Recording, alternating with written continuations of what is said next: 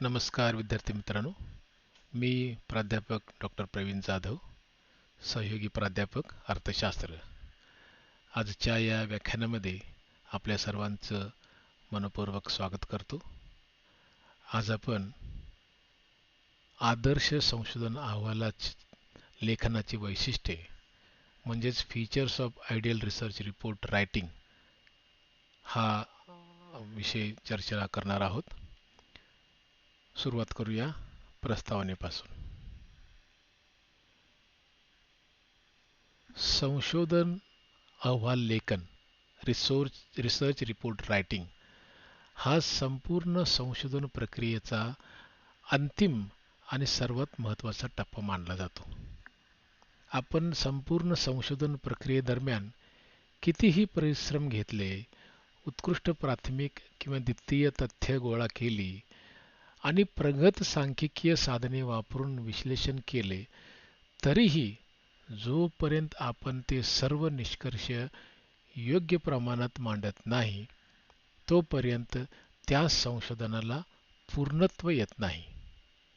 संशोधनातून प्राप्त झालेले निष्कर्ष, वापरलेले पद्धतीशास्त्र आणि विश्लेषित केलेला डेटा वैज्ञानिक, औपचारिक आणि प्रमाणीकृत पद्धतीने लिखित स्वरूपात मांडण्याच्या प्रक्रियेला अहवाल लेखन असं म्हणतात.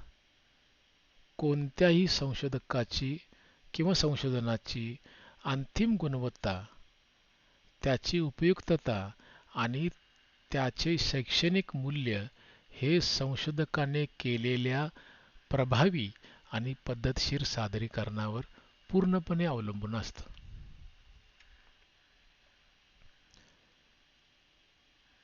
आता आपण आदर्श संशोधन अहवाल लेखनाचे वैशिष्ट्ये समजून घेऊ. त्यामधील पहिलं जे वैशिष्ट्य आहे, अत्यंत मूलभूत वैशिष्ट्य आपण त्याला म्हणतो, ते म्हणजे सुस्पष्टता आणि साधेपणा, क्लॅरिटी अँड सिम्प्लिसिटी. एक आदर्श संशोधन अहवाल हा अत्यंत स्पष्ट, सुटसुटीत आणि आखीव स्वरूपात असावा. अहवालात वापरलेली भाषा ही अत्यंत सोपी, प्रवाही आणि वाचकांसाठी सहज सुलभ असावी. संशोधकाने अहवाल लिहिताना अतिशय क्लिष्ट वाक्यरचना, वेगवेगळे शब्दप्रयोग आणि द्विअर्थी किंवा संदिग्ध भाषेचा वापर हे असे टाळले पाहिजेत. संशोधकाचे विचार, मांडलेली गृहीतके आणि संशोधनातून निघालेले निष्कर्ष अत्यंत स्पष्टपणे मांडलेले असावेत.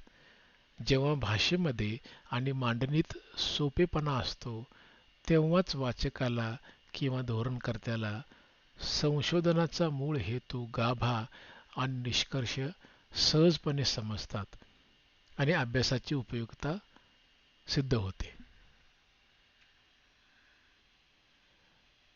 आदर्श संशोधन लेखनाचे दुसरे अत्यंत महत्त्वाचं वैशिष्ट्य म्हणजे वस्तुनिष्ठता आणि निष्पक्षता, ऑब्जेक्टिव्हिटी अँड इम्पार्शियालिटी.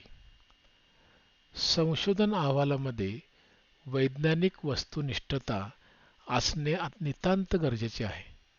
अहवाल लेखन हे कधीही संशोधकाचे वैयक्तिक पूर्वग्रह, स्वतःची वैयक्तिक मते, राजकीय अथवा सामाजिक कल किंवा भावनेवर आधारित असता कामा नये. ते केवळ आणि केवळ क्षेत्रकार्यातून संकलित केलेल्या प्रत्यक्ष तथ्यावर आणि सांख्यिकीय पुराव्यावरच आधारित असावे लागतं. संशोधनातून आलेले निष्कर्ष, मग ते संशोधकाच्या अपेक्षेनुसार असोत वा नसोत, त्यांची मांडणी अत्यंत वैज्ञानिक दृष्टिकोनातून निष्पक्षपणे आणि तटस्थ राहून केली पाहिजे. या तटस्थतेमुळेच संशोधनाला सर्व मान्यता आणि शास्त्रीय आधार प्राप्त होतो. तिसरं जे महत्त्वाचं वैशिष्ट्य आपण सांगू शकतो ते म्हणजे सुसंगती आणि तार्किक क्रम, कोहेरन्स अँड लॉजिकल सिक्वेन्स.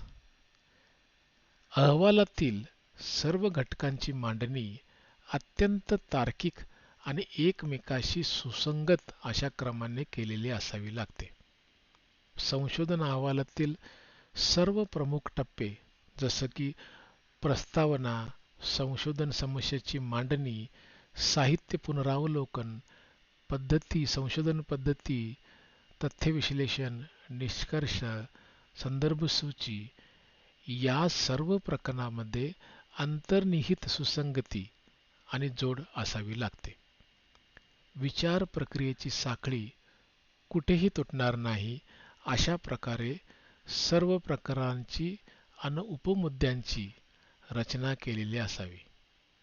एका मुद्द्यावरून दुसऱ्या मुद्द्याकडे जाताना वाचनाचा सातत्यपूर्ण प्रवाह टिकून राहिला तरच वाचकाला संशोधनाची मध्यवर्ती संकल्पना समजू शकते. आदर्श संशोधन लेखनाचे चौथे वैशिष्ट्य म्हणजे परिपूर्णता आणि संक्षिप्तता, कंप्लीटनेस अँड कन्साइजनेस. एक आदर्श अहवाल हा संशोधनाची कोणतीही महत्त्वाची माहिती, आकडेवारी किंवा पद्धतीशास्त्राचा टप्पा न सोडता सर्वदृष्ट्या परिपूर्ण असावा लागतो. परंतु परिपूर्णतेच्या नावाखाली तो अवाजवी लांबवलेला किंवा मोठ्या स्वरूपात नसावा. संशोधकाने अहवालात अनावश्यक पुनरावृत्ती आणि विषयांतर टाळून सर्व मुद्द्यांची संक्षिप्त आणि वेधक मांडणी केली पाहिजे. जेव्हा संशोधक संक्षिप्तता आणि परिपूर्णता यांचा योग्य समतोल साधतो तेव्हा अहवाल वाचनीय बनतो आणि त्यामुळे अहवालाचे एकूण शैक्षणिक व संशोधन मूल्य लक्षणीयरीत्या वाढते. आदर्श संशोधनाचे पाचवे जे वैशिष्ट्य आहे ते म्हणजे अचूकता आणि अचूक संदर्भीकरण, ॲक्युरसी अँड प्रॉपर सायटेशन. संशोधन अहवालातील सर्व सांख्यिकीय माहिती, मांडलेले गणिते, तक्ते आणि आलेख पूर्णपणे अचूक आणि प्रमाणित असले पाहिजेत.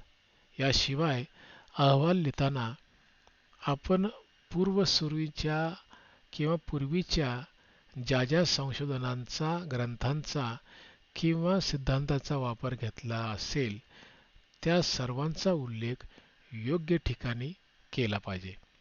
त्यासाठी APA स्टाईल असेल, MLA असेल किंवा शिकागो सारख्या मानकीकृत संदर्भ शैलीचा सायटेशन जे स्टाईल आहेत त्याचा काटेकोर वापर करून मूळ लेखकांना योग्य ते श्रेय दिले पाहिजे. अशा संदर्भीकरणामुळे संशोधनात नकळत होणाऱ्या वाङ्मय चौर्य टाळणे शक्य आहे आणि अहवालाची प्रामाणिकता देखील यातून सिद्ध होते.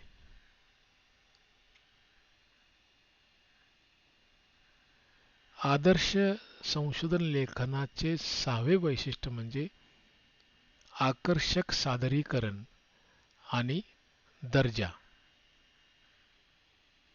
संशोधन अहवालाचे भौतिक स्वरूप, त्याचे मुद्रण, कागदाचा दर्जा, समासाची सोडलेली जागा, फॉन्टचा आकार, प्रकार, शीर्षके, उपशीर्षके हे सर्व संबंधित विद्यापीठाच्या किंवा संशोधन संस्थेने ठरवून दिलेल्या मार्गदर्शक मानकानुसारच असली पाहिजेत. केवळ मजकूर न छापता डेटाचे प्रभावी सादरीकरण करण्यासाठी योग्य ठिकाणी सारण्या, ज्याला आपण टॅब्युलेशन टेबल म्हणतो, स्तंभ आलेख, वर्तुळाकार आलेख वापर केला पाहिजे. यामुळे अहवाल दिसायला अत्यंत आकर्षक, आखीव आणि वाचण्यासाठी सुलभ बनू शकतो. शेवटी निष्कर्षाकडे आपण येऊया. एक आदर्श अहवाल लेखन किंवा आदर्श संशोधन अहवाल लेखन हा केवळ सांख्यिकीय आकडेवारीचा किंवा माहितीचा संग्रह नसून ती एक वैज्ञानिक ज्ञानाची एक पद्धतशीर आणि प्रामाणिक अभिव्यक्ती असते. अहवाल लेखनात भाषेची स्पष्टता, वैज्ञानिक वस्तुनिष्ठता, तार्किक सुसंगती, संक्षिप्तता आणि अचूक संदर्भीकरण या प्रमुख वैशिष्ट्यांचा अंगीकार केल्यास संशोधनाची विश्वसनीयता आणि प्रमाणबद्धता उच्च दर्जाची बनते. यामुळे संशोधन अहवालाचे शैक्षणिक, सामाजिक आणि शासकीय धोरण निर्मितीतील मूल्य लक्षणीयरीत्या वाढते, ज्यामुळे समाजाला आणि संशोधकांना योग्य दिशा मिळते. धन्यवाद.